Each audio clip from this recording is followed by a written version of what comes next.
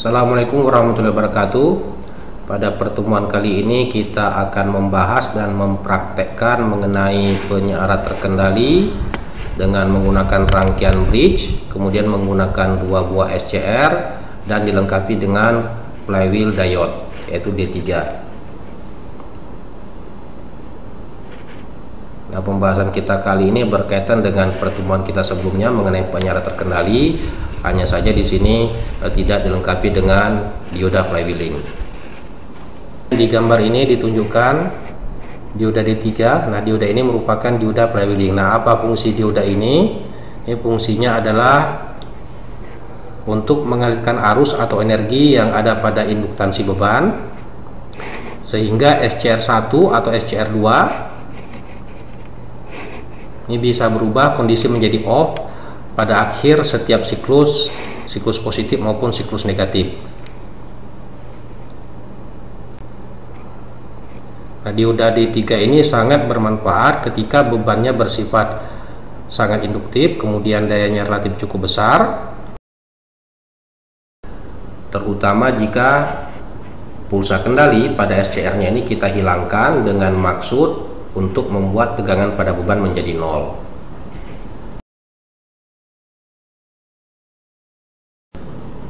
Nah, jika seandainya kita menggunakan rangkaian pada gambar kiri tanpa dioda D3,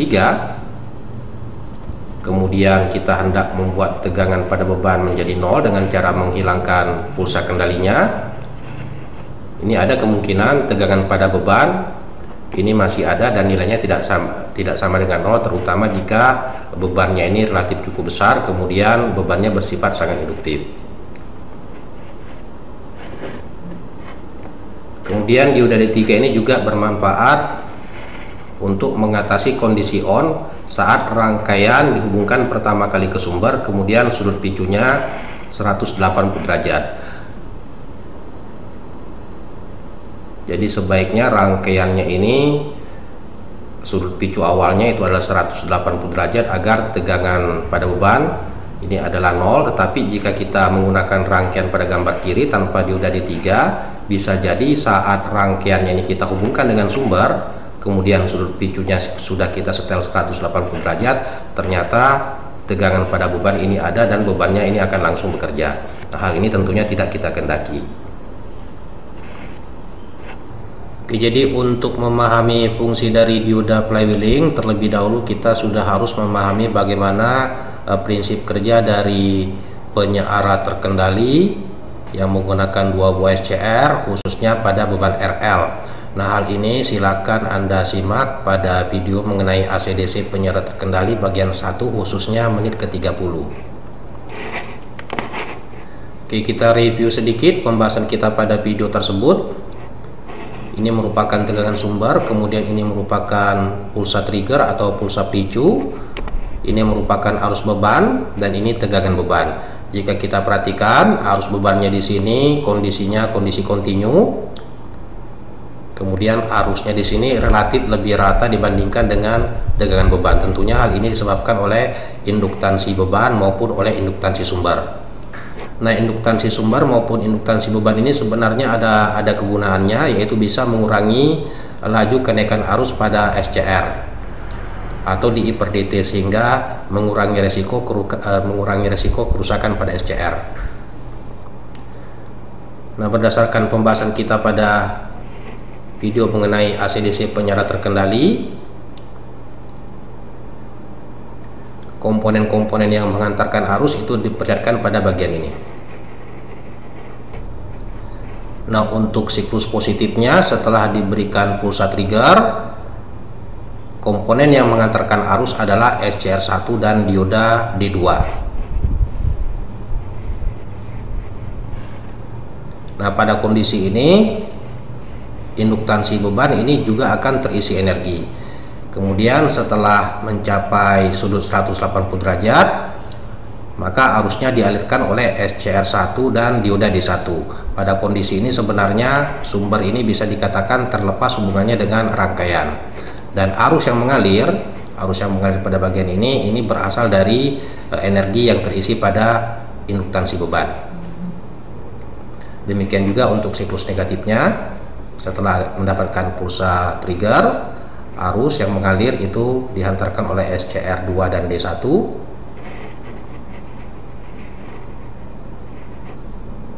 Kemudian setelah mencapai sudut 360 derajat, arus mengalir melalui SCR2 dan D2.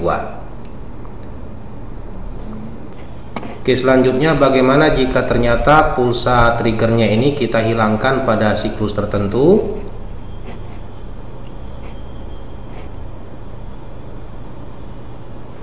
Anggaplah pulsa trigger untuk siklus negatif ini tidak kita berikan atau kita hilangkan.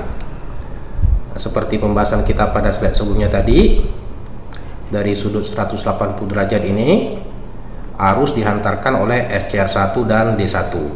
Artinya SCR1 ini masih dalam kondisi on, sedangkan SCR2 ini sudah berada pada posisi off.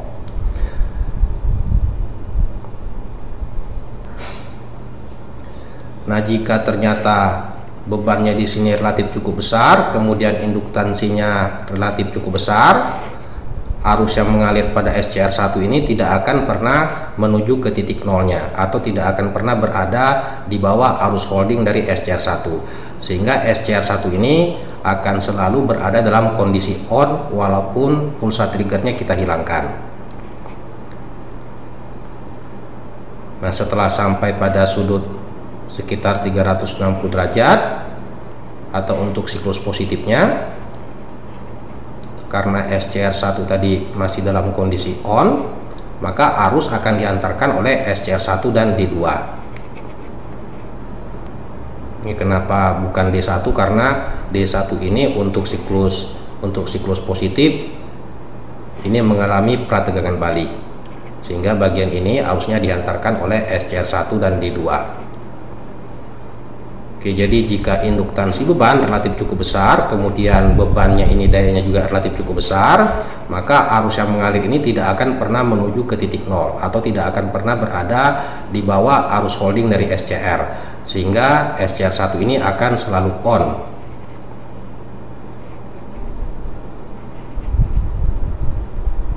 Dengan demikian, tegangan pada beban ini siklus positifnya akan selalu diteruskan ke beban, dan rangkaiannya akan menjadi rangkaian penyearah tak terkendali setengah gelombang. Nah, tentunya hal ini tidak dikehendaki karena sebenarnya pulsanya ini kita hilangkan tentunya dengan tujuan agar tegangan pada beban atau arus pada bebannya ini menjadi nol. Oke, selanjutnya kita akan melihat kondisi rangkaian saat pertama kali dihubungkan dengan sumber tegangan. Seperti yang telah kita bahas tadi, sudut picu awal ini sebaiknya kita setel pada nilai 180 derajat dengan harapan agar tegangan pada beban saat kita hubungkan dengan sumber ini nilainya sama dengan 0. Nah, ketika rangkaian kendali maupun rangkaian daya ini kita hubungkan dengan sumber, itu bisa jadi ada pulsa picu yang posisi sudutnya ini tidak sama dengan 180 derajat. Nah, pulsa ini bisa saja timbul akibat rangkaiannya belum tersinkronisasi dengan baik. Nah, karena pulsa awal ini masuknya bukan pada sudut 180 derajat, tentunya SCR akan menjadi on. Nah, selain itu bisa saja SCR-nya menjadi on karena mendapatkan laju kenaikan tegangan yang melebihi kemampuan SCR-nya, terutama jika saklarnya kita tutup bertepatan pada saat nilai maksimum dari tegangan sumber. Nah, jika bebannya ini dayanya relatif rendah, kemudian induktansinya tidak terlalu besar, kondisi on-nya ini hanya berlangsung sesaat. Tetapi jika bebannya relatif cukup besar, kemudian bersifat sangat induktif, maka ada kemungkinan arus yang mengalir pada rangkaiannya ini tidak akan pernah berada di bawah arus holding dari SCR, sehingga SCR-nya akan tetap on. Oke, anggaplah pulsa trigger yang tidak dikehendaki ini masuk pada sudut sekitar 90 derajat. Nah, hal ini akan mengakibatkan SCR1 menjadi on, arus akan mengalir melalui beban kemudian melalui dioda D2. Jadi ini dihantarkan oleh SCR1 dan dioda D2. karena di sini tadi kita asumsikan daya bebannya relatif besar, kemudian bersifat sangat induktif, arus ini tidak akan menuju ke titik nol. Kemudian jika kita perhatikan pada sudut sekitar 360 derajat ini ada pulsa trigger, ini yang berkaitan dengan SCR2. Dan jika kita tinjau untuk SCR2 ini tentunya berkaitan dengan sudut 180 derajat dari siklus negatifnya.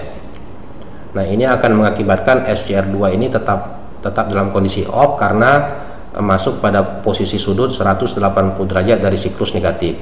Sehingga arus yang mengalir ini akan terus-menerus dihantarkan oleh SCR1 dan dioda D2.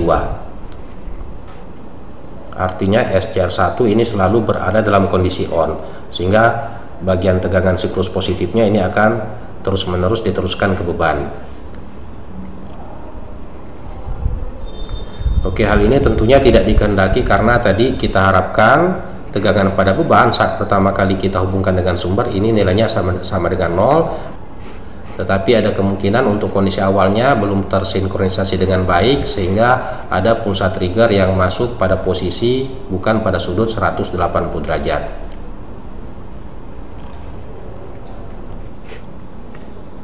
Oke, sebelum kita melihat fungsi dan prinsip kerja dari dioda D3, kita review kembali, kita lihat kembali praktek kita pada video sebelumnya, yaitu rangkaian penyearah yang tidak dilengkapi dengan dioda flywheeling.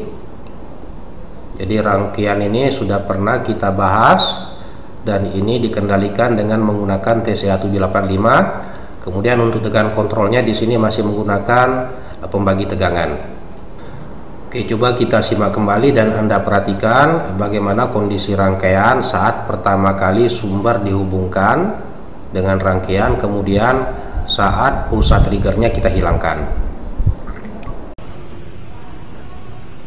Ini sudah kita atur agar diperoleh sudut picu yang maksimum. Kita koneksikan sumber tegangan 220 voltnya. Nah, dari hasil ini terlihat bahwa walaupun sudut picunya sudah kita atur pada nilai maksimum, tetapi ternyata bebannya di sini langsung menyala.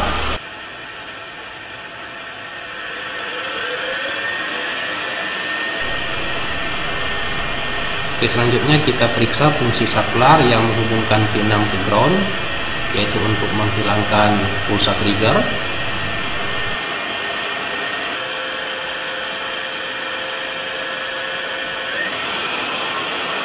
Dari hasil ini terlihat bahwa ketika kita menghubungkan pin 6 ke ground dengan harapan dapat menghilangkan tegangan pada beban, ternyata fungsi ini tidak sesuai dengan yang kita harapkan.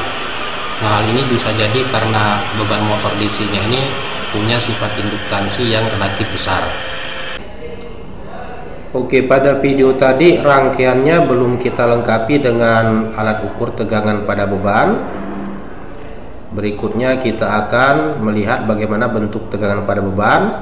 Nah, rangkaian yang kita gunakan di sini, rangkaian kendalinya dikendalikan dengan TCA785 beserta Arduino. Nah, hal ini juga sudah pernah kita bahas pada video-video sebelumnya. Oke, Anda perhatikan bagaimana bentuk tegangan pada beban ketika pulsa kendalinya kita hilangkan. Nah, untuk menghilangkan pulsa kendalinya di sini karena rangkaian kendalinya pin 6-nya belum kita lengkapi dengan saklar, jadi untuk menghilangkan rangkaian kendalinya kita akan langsung memutuskan suplai untuk rangkaian kendali.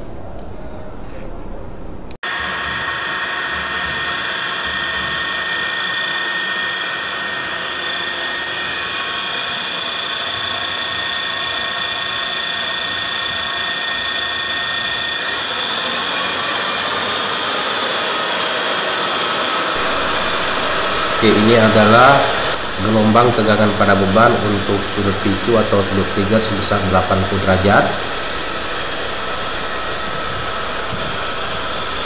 Kemudian coba kita hilangkan pulsa kendalinya dengan cara memutuskan suplai daya untuk rangkaian kendali.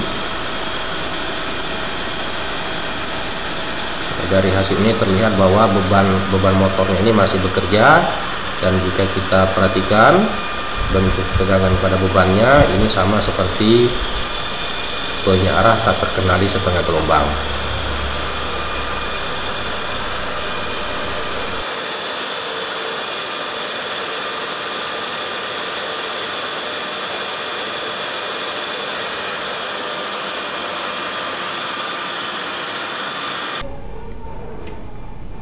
Nah, untuk mengatasi masalah yang telah kita simak pada video tadi, rangkaiannya bisa kita lengkapi dengan dioda flywheeling. Nah, dioda D3 ini sebenarnya tidak akan mengubah parameter kinerja dari rangkaian penyearahnya. Artinya tegangan DC pada beban, faktor riak maupun tegangan RMS-nya ini tidak akan mengalami perubahan. Oke, seperti yang telah kita singgung pada slide awal tadi, D3 ini berfungsi agar ada jaminan SCR1 maupun SCR2 ini berubah kondisi menjadi off pada akhir setiap siklusnya. Oke, kita perhatikan prinsip kerjanya. Anggaplah ini merupakan tegangan sumber, kemudian ini pulsa trigger, yang ini merupakan arus yang mengalir pada beban, dan ini tegangan pada beban. Oke, kita lihat untuk siklus positif atau yang berkaitan dengan SCR1. Ya, anggaplah pulsa triggernya masuk pada sudut bagian ini. Nah, SCR1 akan berubah kondisi menjadi on, arus mengalir menuju beban, kemudian mengarah ke dioda D2. Jadi arus pada bagian ini dihantarkan oleh SCR1 dan dioda D2. Nah, setelah mencapai akhir siklus untuk SCR1, dalam hal ini sudut 180 derajat, maka SCR1 ini akan berubah kondisi menjadi off karena arusnya sekarang mengalir melalui dioda D3. Jadi bagian arus ini dihantarkan oleh dioda D3. Dan ingat, arus ini sebenarnya berasal dari energi yang tersimpan pada induktor. Nah, jika rangkaiannya tidak dilengkapi dengan dioda D3, arus pada bagian ini akan dihantarkan oleh D1 dan SCR1.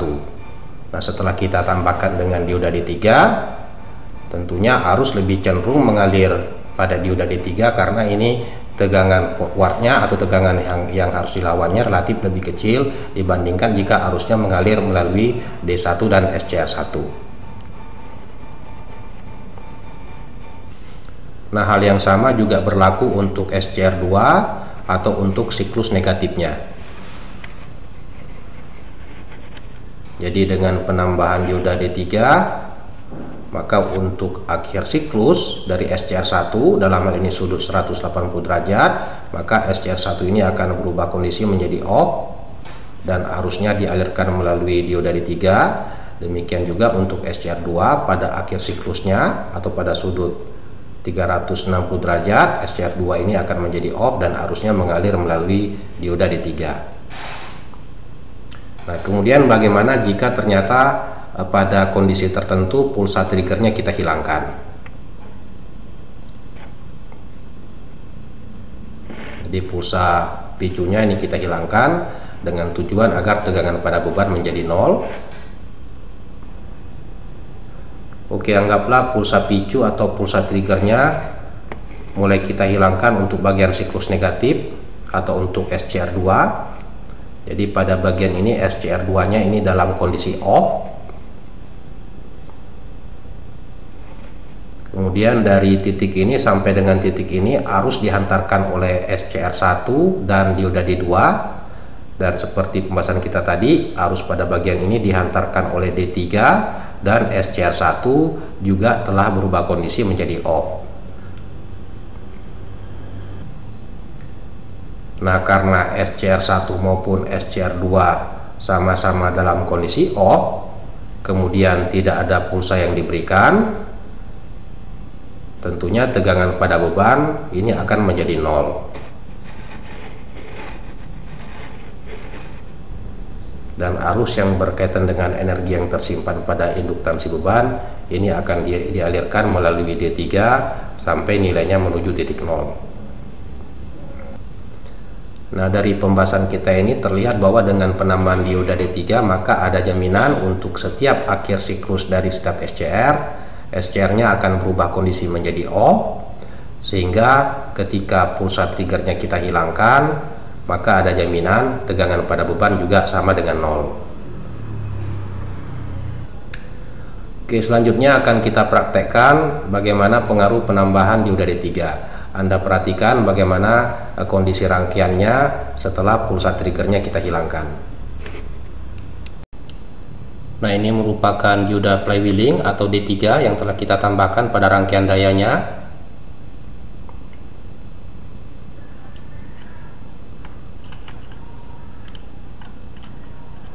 Rangkaian kendali dan rangkaian dayanya ini kita hubungkan dengan sumber. Kita nyalakan sumbernya. Anda perhatikan di sana ada tegangan sesaat. Nah, ini bagaimana cara mengatasinya akan kita bahas pada bagian berikutnya. Selanjutnya kita berikan sudut picu sebesar 150 derajat. Anda perhatikan motor DC dan lampu pijarnya ini mulai bekerja. Kemudian pulsa triggernya kita hilangkan dengan mencabut supply untuk rangkaian kendali. Nah, dari hasil ini terlihat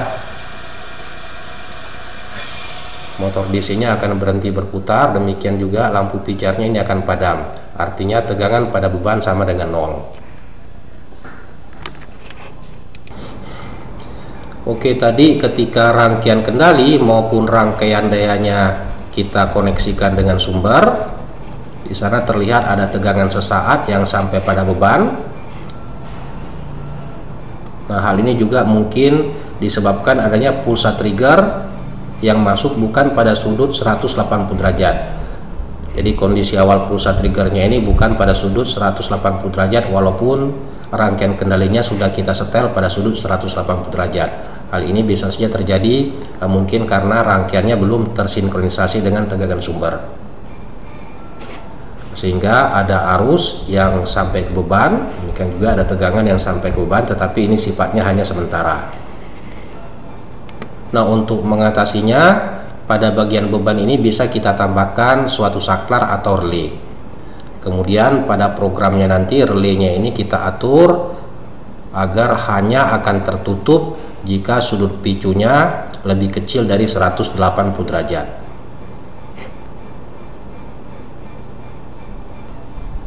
Oke, jadi pada saat rangkaian kendali maupun rangkaian daya kita hubungkan ke sumber, kemudian pada programnya sudut pulsa awalnya kita atur 180 derajat, kondisi relay pada bagian beban ini harus masih dalam kondisi terbuka.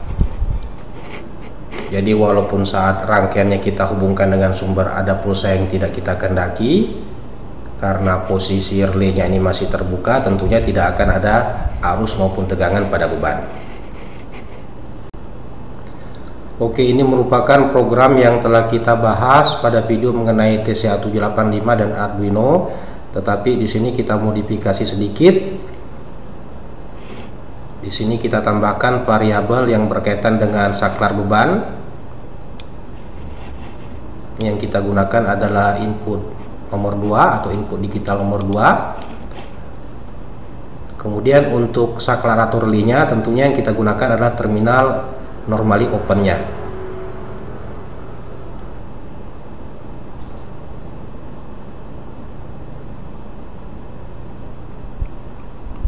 Jadi ini programnya mirip seperti pembahasan kita pada video mengenai TCA785 dan Arduino. Hanya saja kita modifikasi sedikit, kita tambahkan bagian untuk saklar beban atau relay pada beban. Nah, saklar pada beban tadi itu hanya akan tertutup ketika sudut picu yang kita inputkan lebih kecil dari 180 derajat. Nah, perintah yang berkaitan dengan hal tersebut itu ada pada bagian ini. Oke, kita sampai pada bagian akhir pertemuan kita kali ini.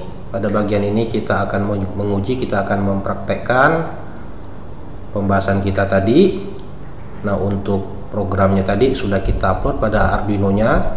Kemudian ini merupakan relay yang kita tambahkan pada sisi beban. Kita nyalakan suplai untuk rangkaian kendali dan rangkaian dayanya. Anda perhatikan apakah ada tegangan sesaat yang sampai pada beban. Nah, dari hasilnya terlihat bahwa kondisi awal ini tegangan pada beban sesuai dengan yang kita harapkan, yaitu nilainya sama dengan 0, jadi tidak terdapat tegangan sesaat yang sampai pada beban. Kemudian kita inputkan pulsa trigger sebesar 120 derajat. Tentunya motor DC dan lampu pijar akan bekerja. Selanjutnya kita akan hilangkan pulsa kendalinya. Ingat, sebenarnya untuk menghilangkan pulsa kendali ini kita bisa memanfaatkan pin 5 dari IC TCA785-nya, tapi karena rangkaiannya ini belum kita solder, untuk menghilangkan pulsa kendalinya kita akan mencabut langsung supply untuk rangkaian kendali. Nah, tentunya kita harapkan